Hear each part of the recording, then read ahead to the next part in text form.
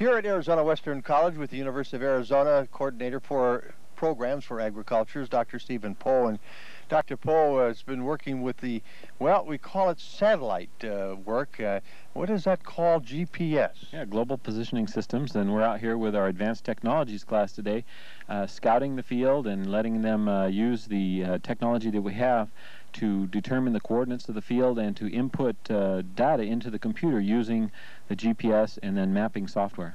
Well, Dr. Poe, there's going to be a lot of need for GPS type work around the world, as a matter of fact.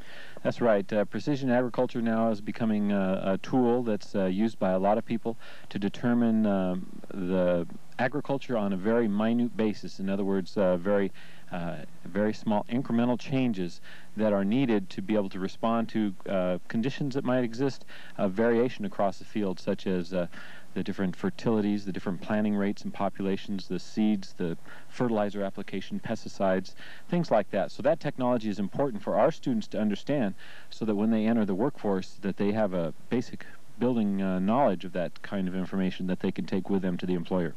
Now, will this... And of course you can use it, a lot of people do use it when they're driving and for recreation and all kinds of other applications. It's now available. And I understand that hunters use it too to keep from getting lost. Hunters, people that go out in the sand dunes, there's all kinds of neat things that you can do with GPS systems, and the units are very affordable now, with the units starting at about $100. This technology is readily available for everybody. Now, working with these three students from your big class, why, we're looking at a lot of things here, but first of all, they have a map of what they're going to do. Right, they're using a map and they're going around and getting coordinates and waypoints into the GPS units. They'll take those back to the classroom, and then they'll download the coordinates and they'll determine areas of the field that need to have additional work. The little black instrument in their hand, how does that read? That's a GPS unit, and that gives them degrees, minutes, and seconds of the location they're at in latitude and longitude, and then that information goes back in interfaces with the computer.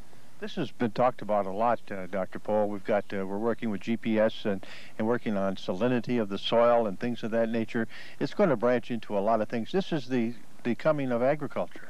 This is the future of what agriculture is becoming, and in order to stay competitive, people have to be familiar with the technology and avail themselves to it, so that when it is affordable, that everybody can use it. Right now, there is some question because it's not a readily affordable technology to everybody, but it's on its way. And of course, it's going to be something that farmers can save money with. And that's the ultimate goal, is to make farming more profitable.